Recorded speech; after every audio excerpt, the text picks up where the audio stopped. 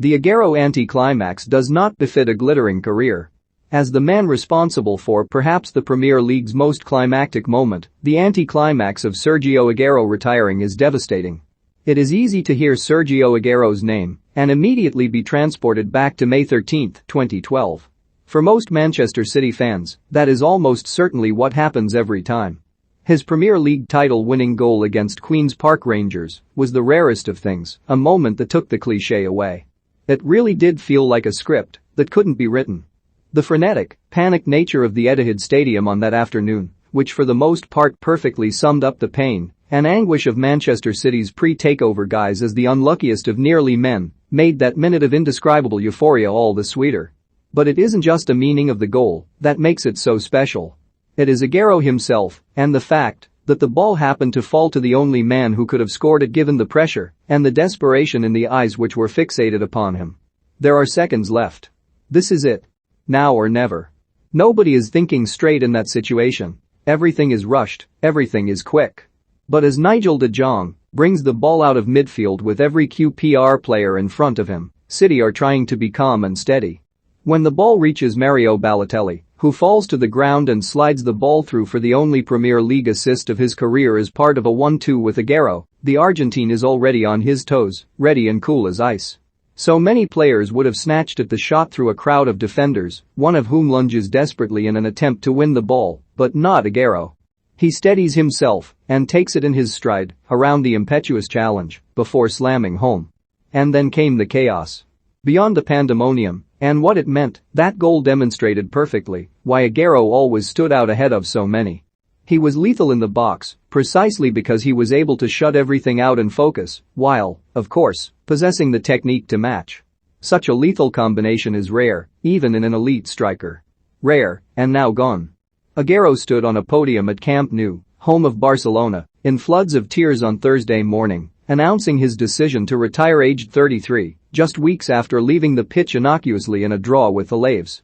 He'd complained about chest pains and breathing issues. After being sent for checks, the ominous reality gradually became clear. Heart problems have been a central focus in football since Christian Eriksen collapsed at Euro 2020, but it is hard not to feel robbed by a cruel twist of fate. Aguero stood out against all stereotypes and doubts. In 2011, City were told £38 million was a hefty fee to pay for a player with neither a stellar goal record at Atletico Madrid nor prior Premier League experience. Tired generalizations about needing time to acclimatize to the rigor of English football were raised. Roberto Mancini, manager at the time, summoned him in the second half on his debut against Swansea. He scored twice and set up another goal for David Silva. By the end of September, he'd scored 7 goals in just 5 games. There was never a spell when he looked like slowing down in 10 years in Manchester.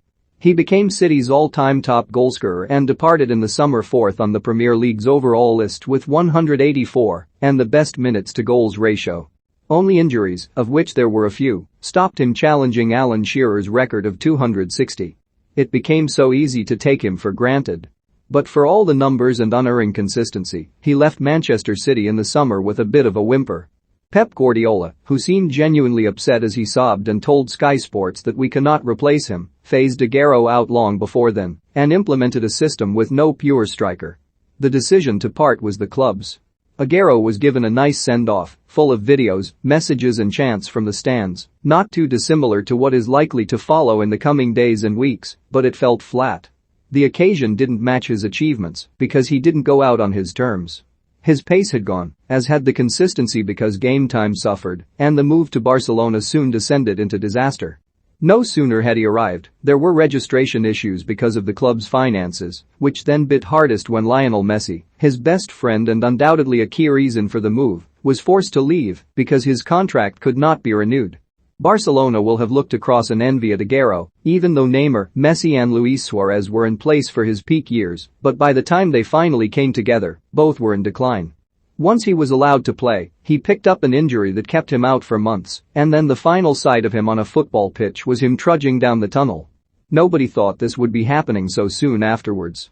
This is a sad ending to one of the greatest modern careers. Aguero never seemed like anything other than an unassuming ultra-professional footballer who gave his life to the game. His time has been cut short so unfairly. For somebody responsible for the greatest climactic moment in Premier League history, it will always feel wrong that his 18 years of service petered out with such little fanfare.